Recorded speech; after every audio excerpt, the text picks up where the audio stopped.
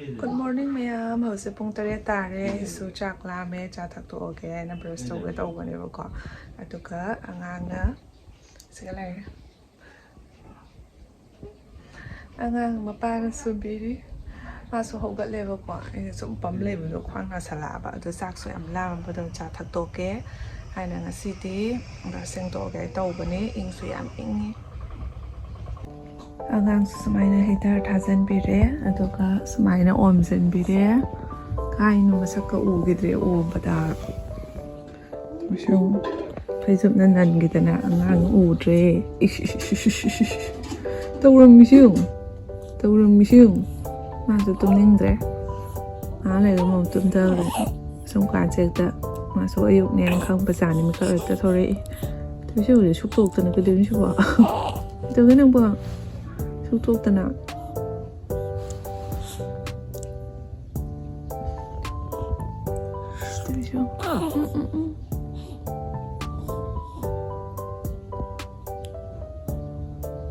Maja.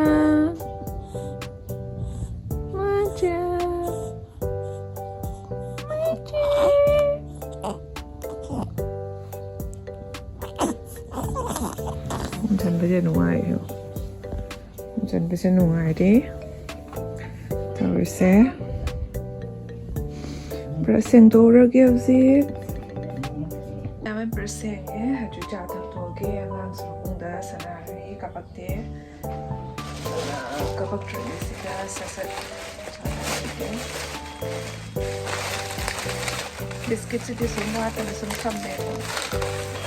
Kayu na belajar mama pada biscuit saja ada semua. Mesin kerja laga ada banyak.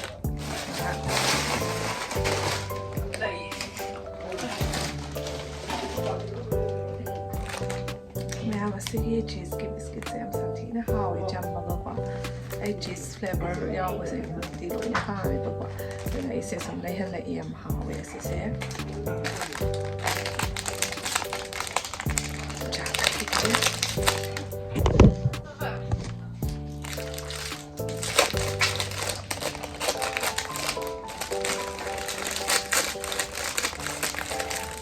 Nah, ini jasa sempat dia bawa masih dia. Itu mau buat saat yang mama dan jasa cak dalam jangan ngambil itu. Cream biscuit ni bawa.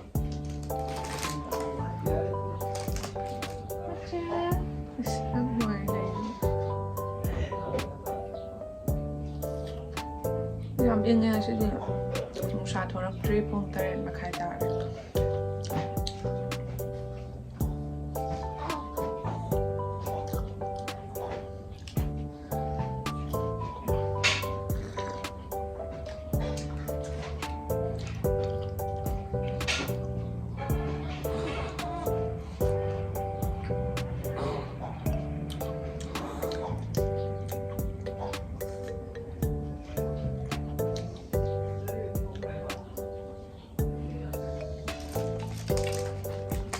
Okay dah. May sanalay ito yung nakita.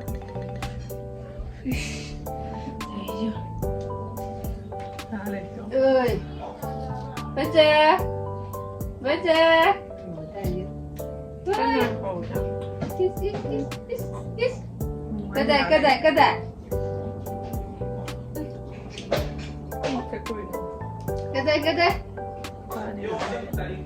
Putar dia. Baca. Ơi.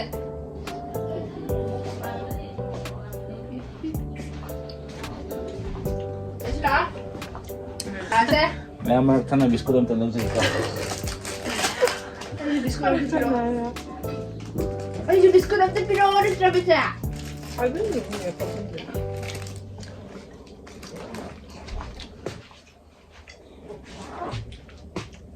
Mana gua buka tabat-tabat ni sih.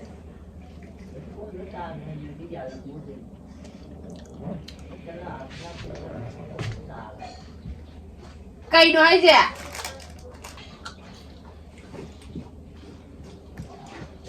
Kita kada. Chả thật có lồi đấy, ngang số một bục làm mật tên á, là gì ꯏꯊꯛꯑꯒ ꯑꯗꯩ ꯇꯨꯝꯊꯈ꯭ꯔꯦꯕꯀꯣ ꯍꯧꯖꯤꯛ ꯃꯥ ꯇꯨꯝꯕꯩ ꯃꯇꯝ ꯌꯧꯔꯦ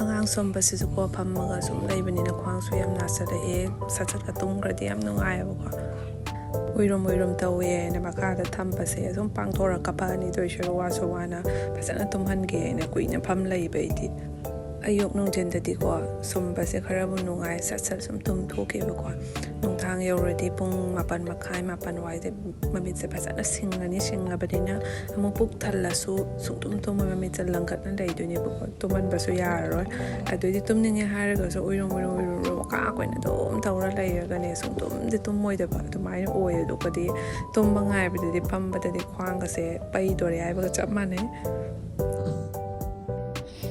ꯇꯧꯁꯤ ꯌꯦꯡꯉꯨ ꯑꯃꯨꯛ ꯄꯥꯡꯊꯣꯔꯛꯑꯦ ꯃꯤꯠ ꯎꯏꯁꯤꯜꯂꯒ ꯇꯨꯝꯅꯤꯡꯉꯕꯅꯦꯕ ꯃꯥꯒꯤꯁꯦ ꯑꯩꯅ ꯊꯝꯕꯗꯨꯒ ꯑꯃꯨꯛ ꯄꯥꯡꯊꯣꯔꯛꯑꯕ ꯎꯏꯈꯤꯗꯣꯏꯅꯦ ꯃꯥꯏꯁꯦ ꯎꯏꯊꯔꯤꯁꯦ ꯃꯈꯨꯠꯁꯤꯅ ꯃꯅꯨꯡꯗ ꯁꯨꯡꯊꯝ ꯊꯝꯕ ꯌꯥꯗꯦ ꯁꯨꯃꯥꯏꯅ ꯁꯨꯝ ꯇꯧꯗꯣꯏꯅꯦ ꯇꯦꯛꯊꯣꯛꯄꯒ ꯊꯥꯡꯒꯠꯄꯒ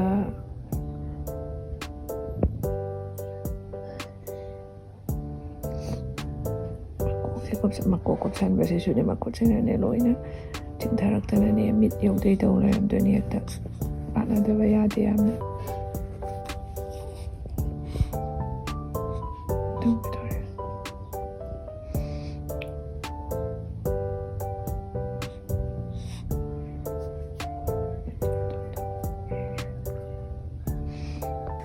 ꯃꯆꯥꯁꯨ ꯇꯨꯝꯈ꯭ꯔꯦ ꯇꯨꯝꯈ꯭ꯔꯤꯉꯩꯁꯤꯗ ꯑꯩ ꯐꯩꯖꯨꯞꯀꯁꯦ ꯂꯣꯏꯁꯤꯜꯍꯧꯈꯤꯒꯦ ꯑꯗꯣ ꯐꯩꯖꯨꯞ ꯑꯃꯕꯨꯗꯤ ꯃꯉꯣꯟꯗ ꯁꯨꯞꯆꯟꯕꯤꯔꯦꯕꯀꯣ ꯑꯃꯈꯛꯁꯦ ꯂꯣꯏꯁꯤꯜꯂꯒ ꯊꯝꯃꯒꯦ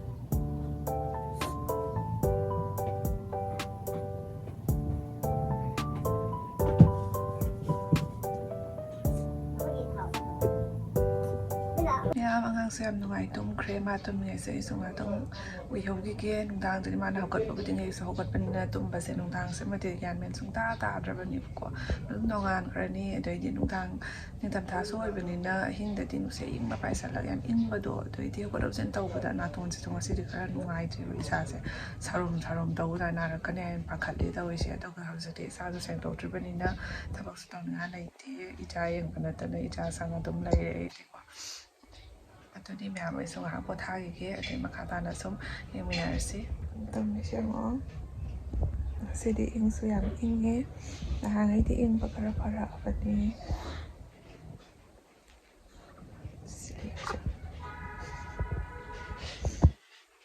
ꯕꯦꯛꯁꯀꯁꯦ ꯇꯩꯁꯟꯖꯔꯒ ꯉꯥꯛꯇꯪ ꯄꯣꯊꯥꯖꯒꯦ ꯍꯤꯞꯇꯕꯗ ꯉꯥꯏꯔꯤ ꯑꯃꯨꯛ ꯍꯧꯒꯠꯂꯛꯑꯦ ꯃꯄꯨꯛ ꯂꯥꯛꯇꯅ ꯑꯃꯨꯛ ꯎꯏꯊꯈꯤꯗꯧꯔꯦ ꯇꯧꯔꯤꯁꯦ ꯏꯆꯥ ꯆꯦꯟꯕ ꯍꯥꯏꯁꯤꯕꯨ ꯀꯩꯅꯣꯝꯇ ꯇꯧꯕꯁꯦ ꯐꯠ ꯍꯦꯛꯇ ꯇꯧꯕ ꯐꯪꯗ꯭ꯔꯦꯕ ꯍꯧꯖꯤꯛꯇꯤ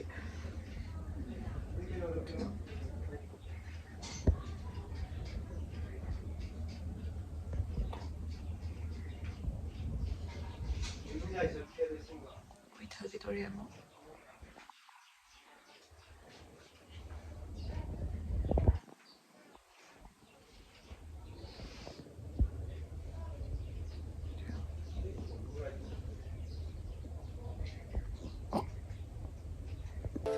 ꯃꯌꯥꯝ ꯍꯧꯖꯤꯛ ꯑꯌꯨꯛꯀꯤ ꯅꯨꯡꯁꯥ ꯌꯥꯝ ꯌꯥꯛꯂꯛꯇ꯭ꯔꯤꯉꯩꯁꯤꯗ ꯑꯉꯥꯡꯁꯦ ꯉꯥꯏꯍꯥꯛ ꯑꯩꯅ ꯐꯝꯃꯒ ꯑꯃꯨꯛ ꯅꯨꯡꯁꯥꯁꯦ ꯃꯥꯏ ꯈꯨꯝꯖꯤꯜꯂꯒ ꯉꯥꯏꯍꯥꯛ ꯌꯥꯏꯕꯤꯔꯦ ꯑꯗꯨꯒ ꯃꯥꯅ ꯑꯃꯨꯛ ꯃꯈꯥꯗ ꯊꯝꯃꯒ ꯉꯥꯏꯍꯥꯛ ꯌꯥꯏꯍꯟꯕꯤꯔꯣ ꯍꯥꯏꯅ ꯊꯥꯕꯤꯔꯦ ꯐꯛ ꯀꯩꯀꯥꯡ ꯃꯣꯝꯄꯥꯛ ꯀꯩꯀꯥꯡ ꯑꯗꯨꯒ ꯑꯉꯥꯡꯁꯦ ꯊꯝꯃꯦꯕꯀꯣ ꯑꯗꯨꯒ ꯄꯤꯛꯏꯉꯩꯗꯗꯤ ꯃꯥꯁꯦ ꯈꯤꯇꯪ ꯌꯦꯜꯂꯣ ꯑꯣꯏꯕ ꯖꯣꯟꯗꯤꯁ ꯈꯤꯇꯪ ꯌꯥꯎꯕꯗꯨꯒ ꯅꯨꯡꯁꯥꯁꯦ ꯐꯅꯌꯥꯝ ꯌꯥꯏꯕꯤꯕꯗ ꯀꯨꯆꯨꯒꯁꯦ ꯈꯔ ꯃꯨꯁꯟꯈ꯭ꯔꯦ ꯈꯪꯗꯦ ꯆꯥꯎꯔ ꯉꯧꯊꯣꯔꯛꯄꯁꯨ ꯍꯥꯏꯕ ꯉꯝꯗꯦꯀꯣ ꯑꯗꯨꯅ ꯍꯧꯖꯤꯛꯇꯤ ꯃꯃꯥꯏꯗꯒ ꯌꯥꯝꯅ ꯐꯪꯍꯟꯕꯤꯗ꯭ꯔꯦ ꯅꯨꯡꯁꯥꯁꯦ ngah tang nongbagi som yaihenbibdo som manungda laisalla su phatedana adona ngah-tang yaibige tawbani masu yam kuina laiu ngamdeba sagala adi mo masu pangkapta kapaktoine adona ngah-tang ni thamdoi sha dolaga mo pusalani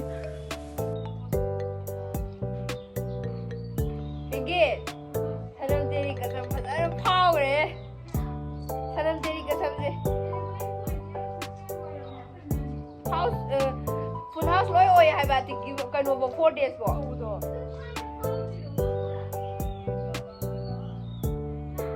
Ha. Hoy. Moina khali se hero heroine ni do anouba ni dana. Adum heroine se kasu kumbudi kumbani bahana do kasu faudamne ba. Adum moi nungai roi sine ba moi khali se.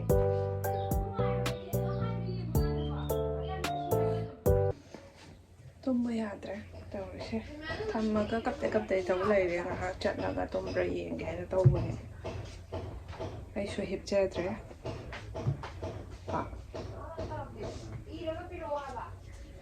koi hiptre machan hippi mamanta nungsasu yaiu yati sagatana kapai amuk pusale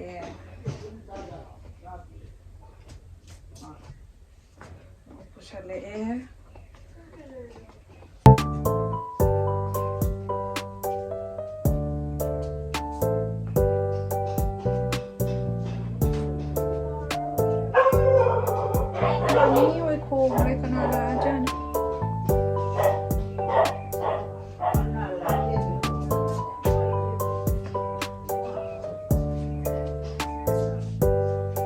tu biết lọc thuộc tao này à tum đi mà đây tum đi à đây mà là bữa đi không số hàng gì thắc bata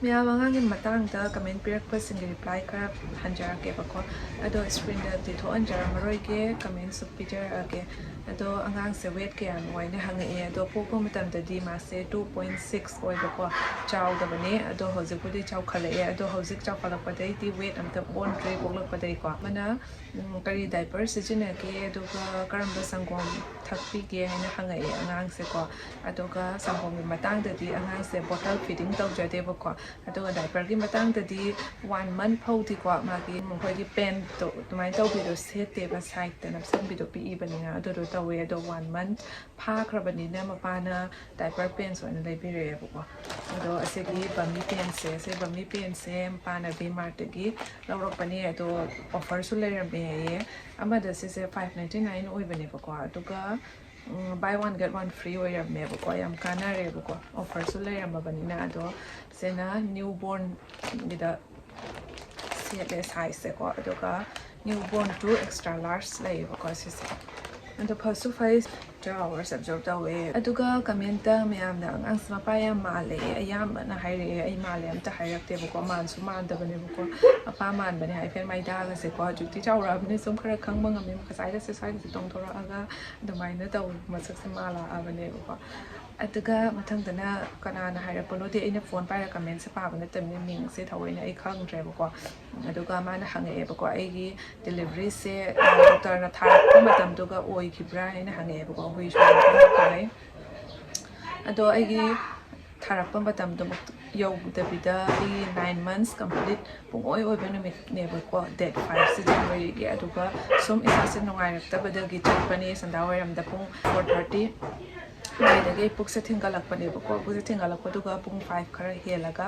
tamai ta bar chat pani aduga chatpa ga som matam do oire matam do oire ne doctor na pung 9 to 10 nung dhan gi adu manung da oi bi ai ba ko hai basida adu yawdana sum pung 7:17 da po khre ba ko yam kui ho da bida yam jangsan khre ko igi ko January 15 to 20 manung da main tharak pane date se adoga toi manung yawdraga su mamang da isano ngarak de sum la oi na mai haire ba ko aduna matam yam chon tharaga di sum doctor ga tana biyo matam do yawraga di ko khoi pakhatna lei de sharuk da khoina su khang bana ta bani na ko adoga next comment na haire chiche ga mamang na ubada yam nu shiram ga ne angang se oningam ga ne da mai hai ba ko ado video call da sum ure ado ai su chat lu ke ta ubani ba ko ꯃꯃꯥꯁꯨ ꯃꯁꯥ ꯉꯝꯗꯕꯅꯤꯅ ꯑꯩꯅ ꯃꯃꯥꯡꯗꯒꯤꯁꯨ ꯑꯗꯨꯝ ꯆꯠꯅꯤꯡꯉꯁꯨ ꯐꯔꯛ ꯇꯥꯕ ꯍꯥꯏꯗꯤ ꯑꯩꯅ ꯀꯩꯅꯣꯃꯨꯛ ꯑꯉꯥꯡ ꯎꯅꯒꯗꯕꯕꯨ ꯑꯗꯨꯃꯥꯏꯅ ꯇꯧꯔꯒ ꯂꯩꯔꯦ ꯑꯗꯨꯅ ꯆꯠꯄꯁꯦ ꯌꯥꯗ꯭ꯔꯦ ꯍꯧꯖꯤꯛꯇꯤ ꯑꯩꯁꯨ ꯑꯗꯨꯅ ꯃꯃꯥꯏ ꯃꯅꯥꯛꯇ ꯆꯠꯀꯦ ꯇꯧꯕꯅꯤ